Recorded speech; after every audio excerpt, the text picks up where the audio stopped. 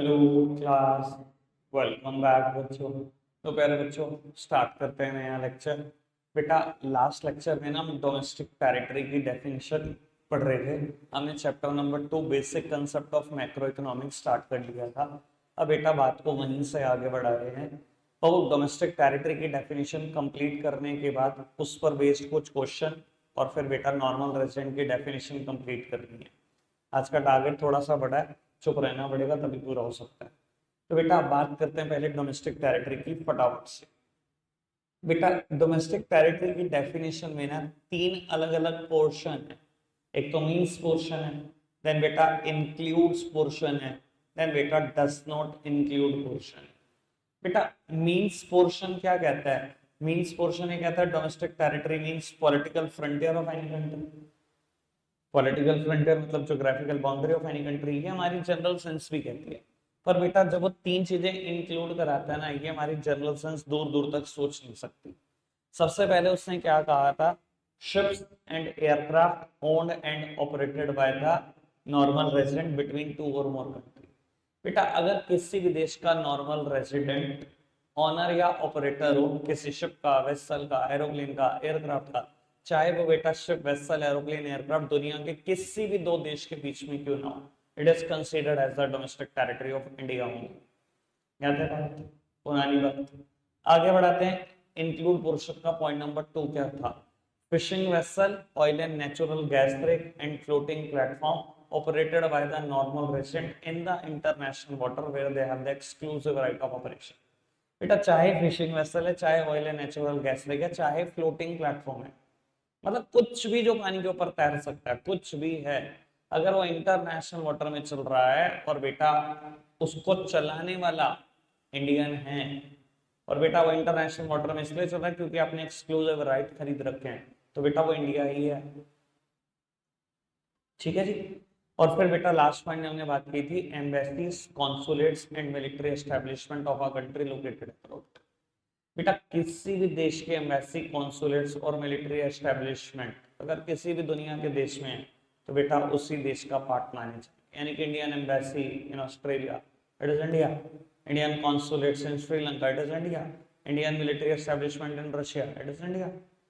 On the same logic अगर इनको India माना गया तो बेटा embassies, consulate and military establishment of a foreign country, अगर इंडिया में कोई भी फॉरेन कंट्री की बेटा एम्बेसी है, कॉन्सुलेट है, मिलिट्री एस्टेब्लिशमेंट है, तो बेटा उस वो फॉरेन कंट्री का पार्ट है, फिर वो इंडिया का पार्ट कभी हो नहीं सकता।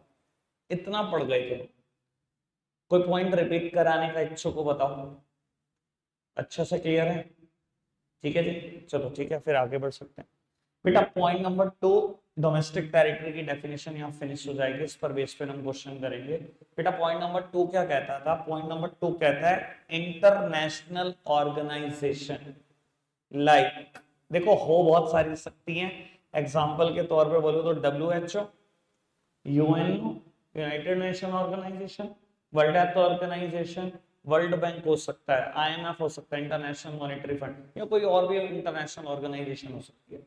बेटा कहता है international organization like WHO and UNO are not considered to be the domestic territory of any country. देखो मैंने कहा था ये डेफिनेशन कोई मैं इंडिया में नहीं पढ़ रहा हूं, दुनिया के किसी भी देश में पढ़ लो, ये डेफिनेशन ऐसे है।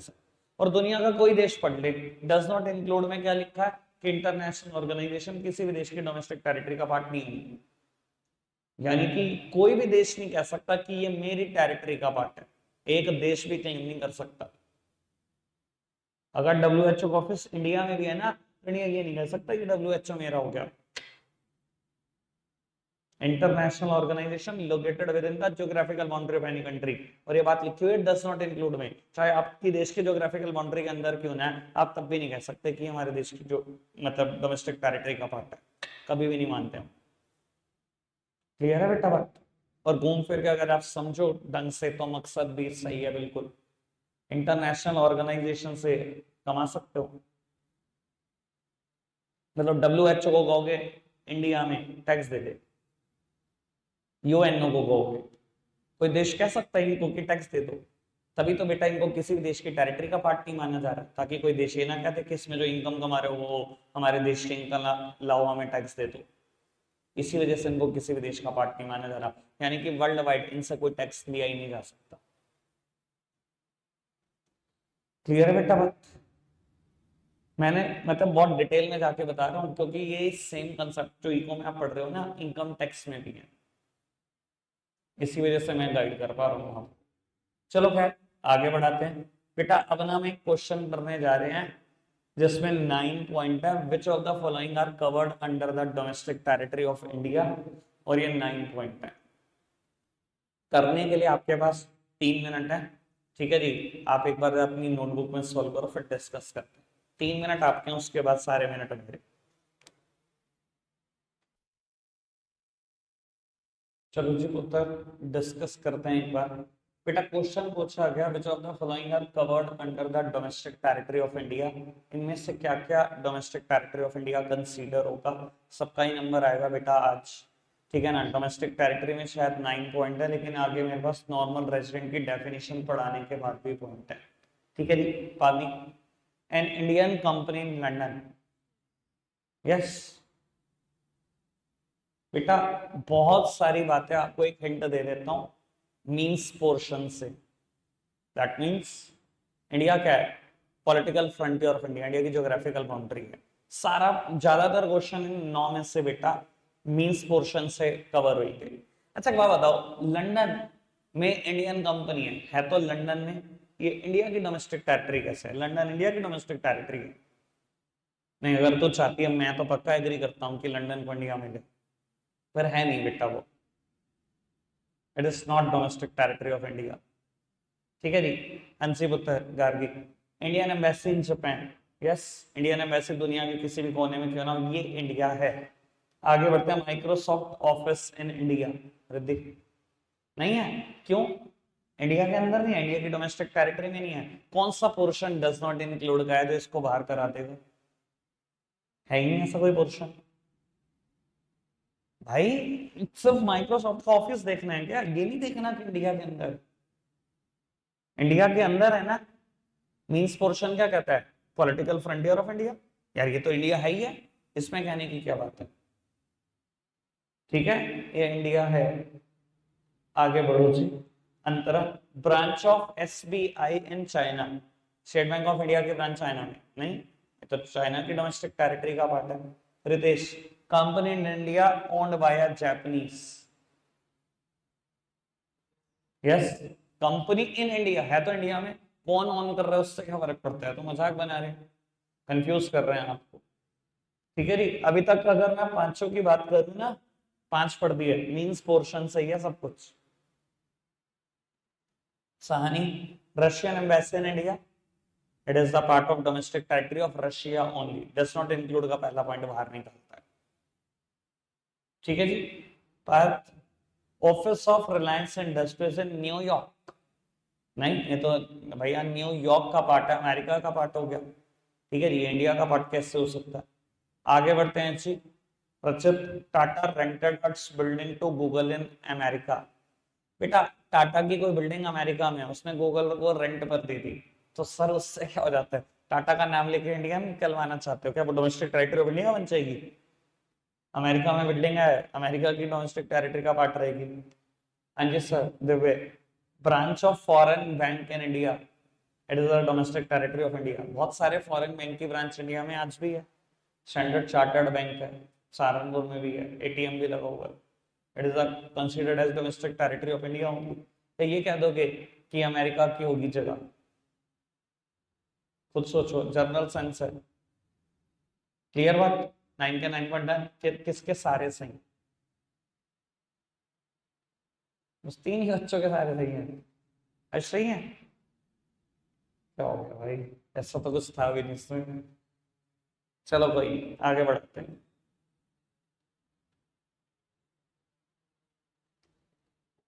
बेटा अब हम नॉर्मल रेजिडेंट की डेफिनेशन डिस्कस करने जा रहे हैं।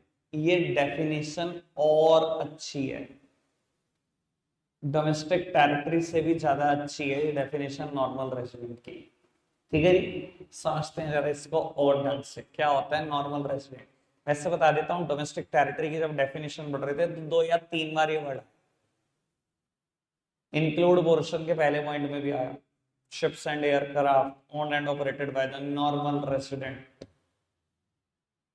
फिर सेकंड पॉइंट में भी आया, क्या होता है नॉर्मल रेसिडेंट। देखो ज्यादातर बच्चों के दिमाग में मैं जो मिथ है पहले वो दूर कर देता हूँ। सेम कंसेप्ट है इनकम टैक्स में।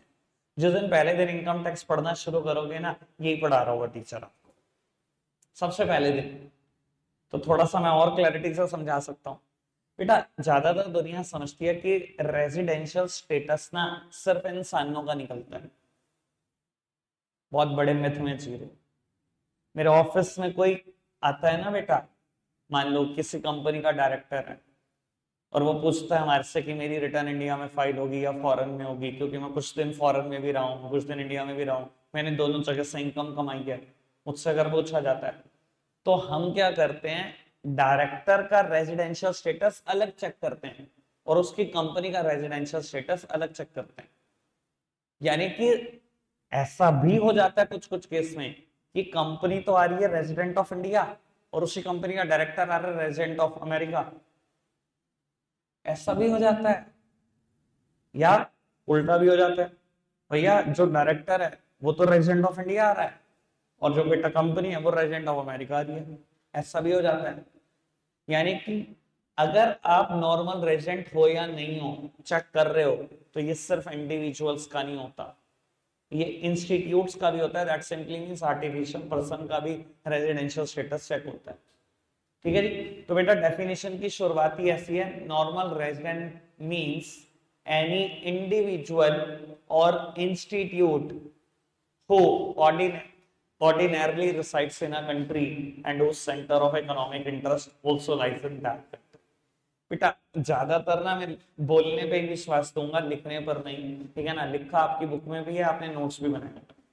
क्या कह रहा है बेटा, normal resident means any individual और इंस्टीट्यूट।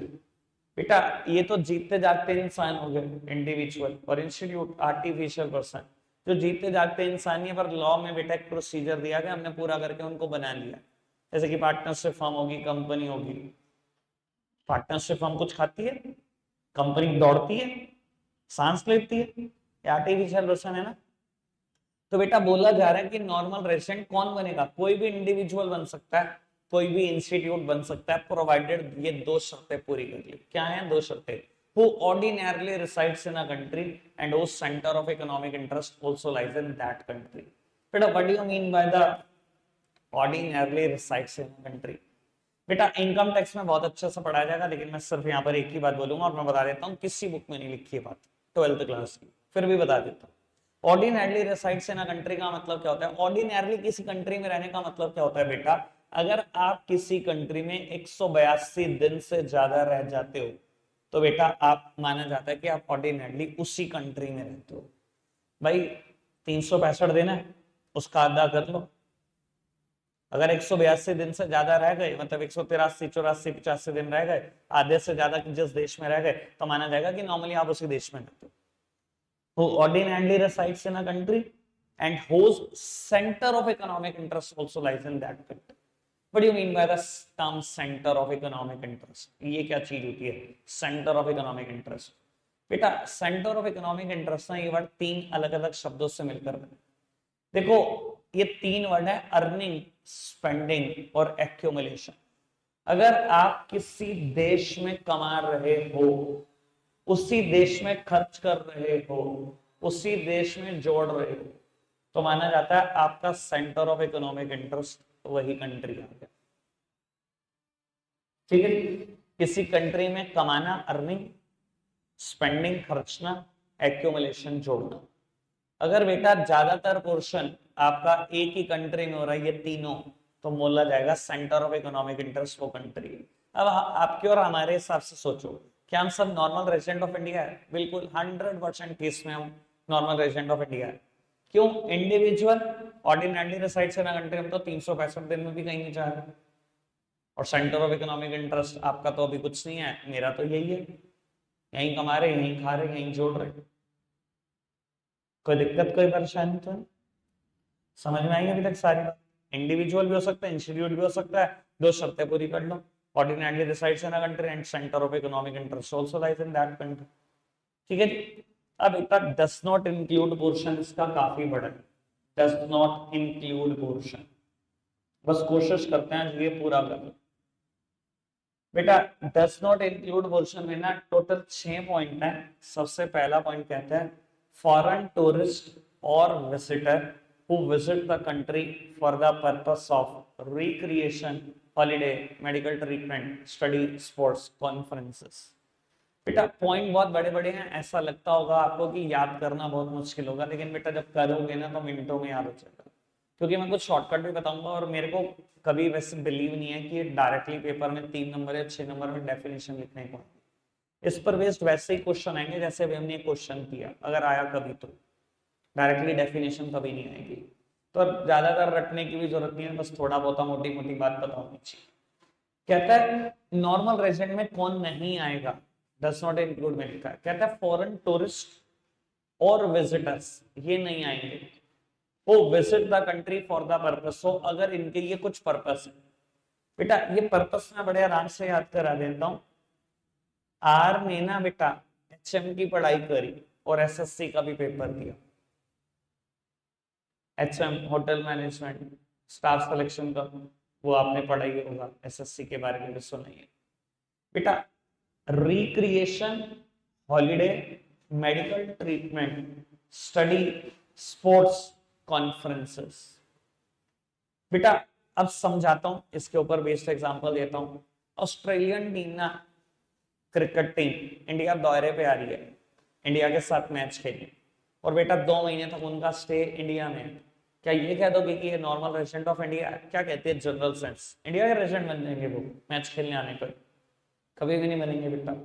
और मैं कहता हूँ 2 महीने का टूर तो है ही है, उसके बाद 3 महीने के आईपीएल है, तो 5 महीने के लिए आ रहे इकट्ठे, तो बन जाएंगे? कैसे बन जाएंगे बेटा? बाबू उसने बोला अगर कोई भी फॉरेन टूरिस्ट या विजिटर इन पर्पस के लिए आ रहा है, कभी नहीं बनेगा। और बेटा स्टडी, स्पोर्ट्स नहीं बनेंगे। दूसरी बात मैं कहता हूं ऑस्ट्रेलियन टीम तो आ ही रही है, उनको सपोर्ट करने के लिए उनकी देश से काफी ऑडियंस आएंगे, वो बन जाएंगे इंडिया के रेजिडेंट? वो भी नहीं बनेंगे। क्यों बेटा? उनको बाहर कर देगी ये टर्म, वो रिक्रिएशन के लिए आ रहे हैं। रिक्रिएशन सिंपली मींस एंटरटेनमेंट के लिए आ रहे हैं। और मैं हमेशा बोलता हूँ बेटा फॉरेनर्स का तो फंडा बिल्कुल क्लियर है, ये इंडियंस की फंडे हैं बेटा, जोड़ दो। हम क्या कहते हैं, हमारे तो बड़े यही बोलते हैं ना कि मतलब आपके फादर ने ऐसा बिल्कुल किया होगा जब आपकी दादा दादी ने उनको बोला होगा कि 50 पैसे खाओ 50 जोड़ दो, मतलब अगर 1 रुपया कमाते हो तो 50 ही खाने चाहिए, 50 पैसे जोड़ने चाहिए भविष्य के लिए। ठीक है जी। हमारे पिताजी को पता है कि ये जनरेशन सुनने वाली तो है नहीं, तो हमारे पिताजी कहते हैं 80 खा लो 20 पैसे जोड़ लो, और हम अपने बच्चों को कहेंगे 100% खाओ, कुछ नहीं भरोसा करेगा। ठीक है ना, मतलब जनरेशन ऐसा चल रहा है। लेकिन एक बात बताऊं बेटा, कोविड में इसलिए सिर्फ इंडिया ही जिंदा था, सब देश मंदी की मार से गुजर रहे थे एक्सेप्ट इंडिया, क्योंकि हम 50 पैसे खाते थे और 50 छोड़ते थे। तो बड़े बुजुर्ग बहुत सही कह गए, लेकिन फॉरेनर्स का एटीट्यूड बिल्कुल क्लियर है। उनकी कभी पुरानी जनरेशन ने उनको कभी ऐसा नहीं कहा, ना उनकी आने वाली जनरेशन कभी ऐसा सोचती है। वो कहते हैं 100% उड़ाओ बेटा। वो 5 डेज अ वीक है वहां पर कल्चर, 5 दिन काम करते हैं, बता देता हूँ, दोनों दिन उड़ा देते हैं जो 5 दिन में कमाते हैं। उनको जिंदगी में कोई टेंशन नहीं है बेटा। देखो इंडिया में 2 ही चीजों की टेंशन है, सबसे पहले एजुकेशन, भाई मेरे बच्चों की एजुकेशन, भाई मेरे 2 बच्चे 3 बच्चे, एजुकेशन इतनी कॉस्टली उतनी कॉस्टली है एक्चुअली में। ठीक है जी। और मेडिकल ट्रीटमेंट, बुढ़ापे में ये हो गया, वो बीमारी लग गई, 4 लाख डॉक्टर, 5 लाख डॉक्टर, 10 लाख, ऐसे ही कैसे मांगेगा, तो क्या होगा? सर फॉरेन में ये दोनों चीजें तो फ्री हैं ज्यादातर देशों में, तो टेंशन किस चीज की? यही दोनों चीजें फ्री हैं, फिर टेंशन आनी किस चीज की है? तो वो सोचते ही नहीं ऐसा कुछ।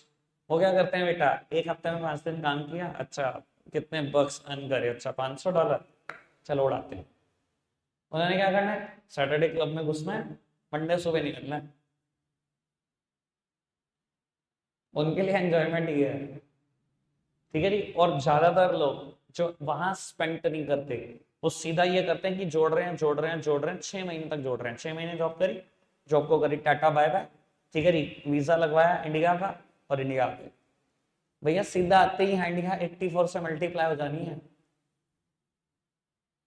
सीधी सी बात। $1,00,000 ले आए, मल्टीप्लाइड बाय 84, 84 लाख हो गए। और आपको पता है इंडिया में 6 महीने आराम से कट जाएंगे 84 लाख रुपए में। विला थोड़ी खरीदना है वही।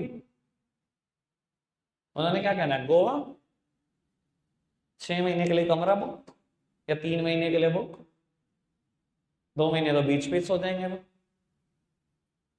या ऋषिकेश।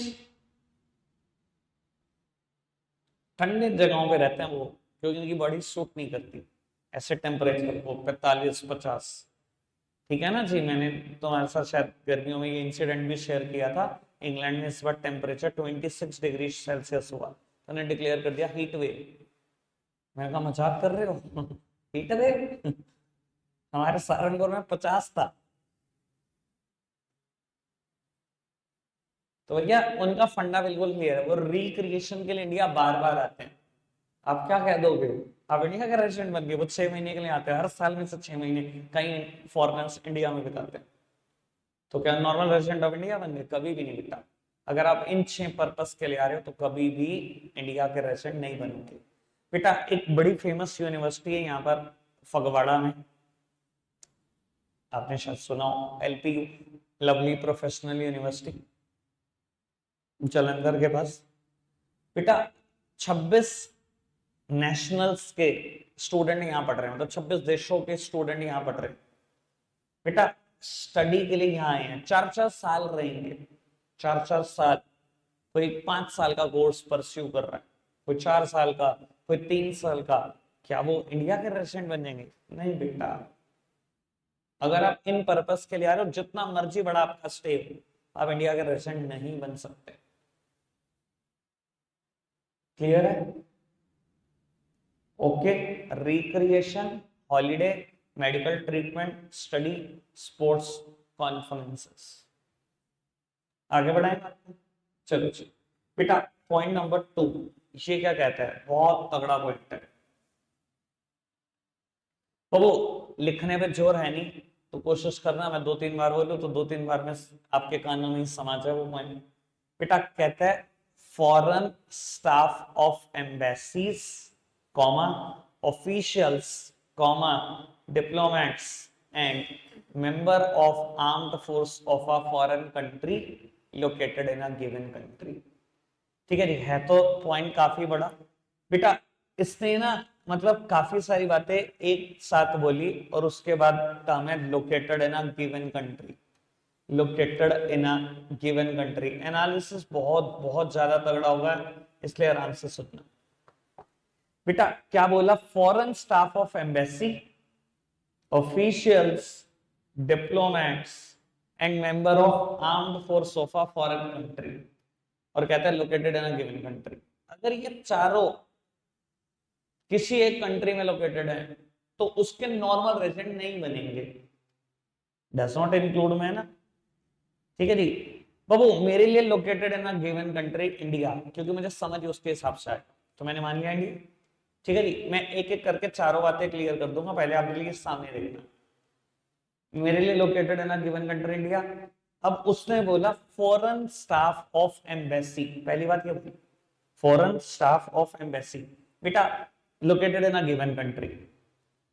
अब मैंने इसमें एम्बेसी डाली क्योंकि उसने कहा मान लो ऑस्ट्रेलियन एम्बेसी, उसने साथ में बोला फॉरेन स्टाफ ऑफ एम्बेसी। अच्छा इंडिया में इंडिया की एम्बेसी होगी? इंडिया में इंडिया की एम्बेसी क्या करेगी? इंडियन गवर्नमेंट के साथ रिलेशन स्ट्रेंथन करेगी, इंडियंस को ये बताएगी कि क्या क्या अपॉर्चुनिटी है इंडिया में। इंडिया में इंडिया की एम्बेसी तो नहीं होगी, बाकी देशों की होगी ना, इसलिए मैंने कोई और देश डाला। और उसने कहा फॉरेन स्टाफ ऑफ एम्बेसी, इसमें फॉरेन स्टाफ भी डाल दो फॉरेन स्टाफ, काम करने वाला ऑस्ट्रेलियन, क्योंकि ऑस्ट्रेलियन एम्बेसी ज्यादातर ऑस्ट्रेलियन से ही काम लेगी। रशियन एम्बेसी होती तो वो रशियन से ही काम लेती, ठीक है ना। कुछ भी सिंगापुर की एम्बेसी होती तो वो बेटा अपने सिटीजन से ही काम लेती। बाबू foreign staff of embassy located in a given country. अच्छा एक बात बता, कल हमने डेफिनेशन पढ़ी थी, Australian embassy in India is the part of domestic territory of Australia. अगर ऑस्ट्रेलियन एम्बेसी इंडिया में, it is considered as the domestic territory of Australia only. अगर इसमें कोई ऑस्ट्रेलियन काम कर रहा है, ये कभी जिंदगी में इंडियन बन पाएगा? खुद सोचो ईमानदारी से भैया, माना क्या जाएगा? तू काम किस में कर रहा है? तो अपने देश ऑस्ट्रेलिया में ही काम कर रहा है, तो कैसे बन सकते हो आप इंडिया के रेजिडेंट? कभी बन सकते हो? यही बात उसने बोली कि foreign staff of embassy located in a given country, उस गिवन कंट्री के नॉर्मल रेजिडेंट नहीं बनोगे। समझ में आ रही है बात? कोई दिक्कत, कोई परेशानी तो नहीं? ठीक है, अच्छा मैं फंसाता हूं थोड़ा सा। काम करने वाला Indian, Indian working in Australian embassy in India, ये किस देश का रेजिडेंट होगा? इंडिया या ऑस्ट्रेलिया? अच्छा, Australian embassy in India is a domestic territory of Australia only, और उसमें काम करने वाला इंडिया। थोड़ा सा फंसा, अब तो फंसा थोड़ा सा। ऑस्ट्रेलिया इंडिया, कोई ऑस्ट्रेलिया, कोई इंडियन, कुछ भी कह रहे हो। चलो देखते हैं कहीं और पर है इसका डिस्कशन, पॉइंट नंबर 6 में इसका डिस्कशन आज नहीं हो पाता। ठीक है जी, देखेंगे कि क्या होगा। अभी फिलहाल बात को आगे बढ़ाते हैं। बात समझ में आई अभी तक जो मैंने क्वेश्चन पूछा? आगे बढ़ाते हैं। सर यहाँ पर ये भी लिखा हुआ है officials diplomats located in a given country. Sir अगर किसी देश के ऑफिशियल्स यहाँ पर आ रहे हैं, डिप्लोमैट्स, फॉरेन डिप्लोमैट्स यहाँ पर आ रहे हैं और इंडिया में आ रहे हैं, located in a given country, हमारे लिए तो इंडिया है, तो क्या वो इंडिया के रेजिडेंट बन जाएंगे? सर हर साल ऐसा होता है बेटा, 15 अगस्त पे, 26 जनवरी पे हम क्या करते हैं बेटा?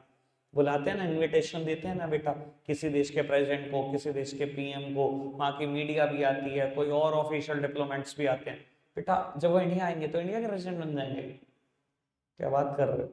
बनने चाहिए? नहीं बनने चाहिए, पॉइंट बाहर भी निकालता है।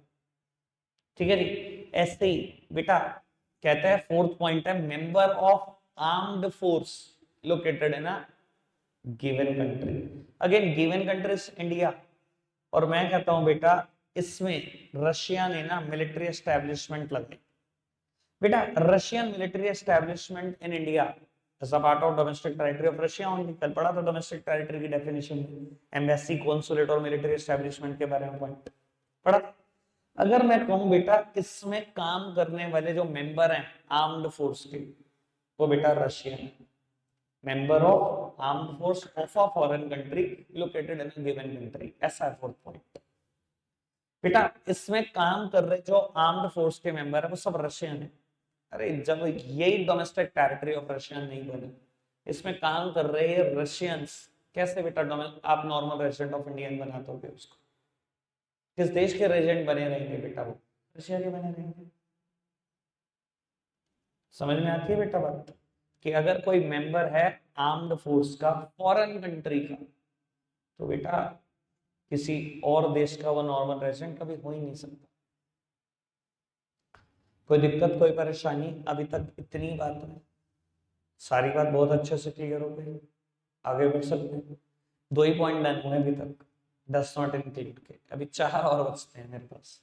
बेटा ये वाली बात मैंने बस इंट्रोड्यूस कर दी है, सॉल्यूशन मिलेगा जब पॉइंट नंबर 6 तक पहुंच जाएंगे। पॉइंट नंबर 3 की बात करते हैं, 3 और 4 कर लो बस। बेटा पॉइंट नंबर 3 क्या कहता है? इंटर नेशनल ऑर्गेनाइजेशन, अभी एग्जांपल दिए थे WHO, UNO या और भी कोई हो सकती है। International organization are not considered to be the normal resident of a country. बेटा ये किसी भी देश के नॉर्मल रेजिडेंट भी नहीं बनेंगे। किसी भी देश की डोमेस्टिक टेरिटरी का बांटते हैं, किसी भी देश के नॉर्मल रेजिडेंट बनेंगे? नहीं बनेंगे बेटा। इन्हें मानते हैं हम they are the resident of international areas. और इंटरनेशनल एरिया क्या है? किसी को नहीं पता। डोमेस्टिक टेरिटरी सबको पता है, इंटरनेशनल एरिया क्या, किसी को नहीं पता। कहते हैं इनको हम रेजिडेंट मानते हैं इंटरनेशनल एरिया का, ये किसी भी देश के रेजिडेंट नहीं, किसी भी देश के डोमेस्टिक टेरिटरी का। चलो जी बहुत बढ़िया, नहीं माना तो नहीं माना, आगे बढ़े।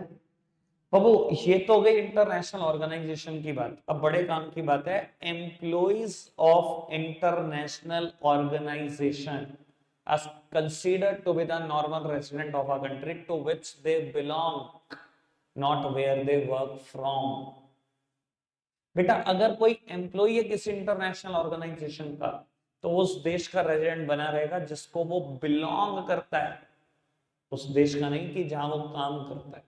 मैं कहूं बेटा WHO का ऑफिस इन इंडिया और इसमें काम करने वाला अमेरिकन, पहले तो ये देखो, employ of international organization are considered to be the domestic territory, sorry, are considered to be the normal resident of a country to which they belong, not where they work from। बेटा किस देश के resident बने रहोगे? बेटा जिस देश को बिलोंग करते हो, कहाँ काम करते हो ये नहीं देखा जाएगा, यानी कि आप अमेरिका के ही नॉर्मल रेजिडेंट बने रहोगे। लेकिन जब ये रोल आता है तो एक एक्सेप्शन के साथ आता है। वो एक्सेप्शन क्या है? If such an employee has been working for more than 1 year, अगर बेटा ये एम्प्लॉय को काम करते हुए 1 साल से ज्यादा हो चुका है, then he is considered to be the normal resident of a country in which such institute is situated। अगर बेटा इसको काम करते हुए 1 साल से ज्यादा हो जाए तो ये उस देश का रेजिडेंट बन जाएगा जहां पर बेटा वो इंटरनेशनल ऑर्गेनाइजेशन सिचुएटेड है। यानी कि बेटा अगर मैं कहूँ 1 साल तक तो ये अमेरिका का नॉर्मल रेजिडेंट बना रहा, लेकिन अगर इसको काम करते हुए 1 साल से ज्यादा हो गया तो किस देश का रेजिडेंट बन जाएगा? बेटा ये इंडिया का नॉर्मल रेजिडेंट कंसीडर होगा।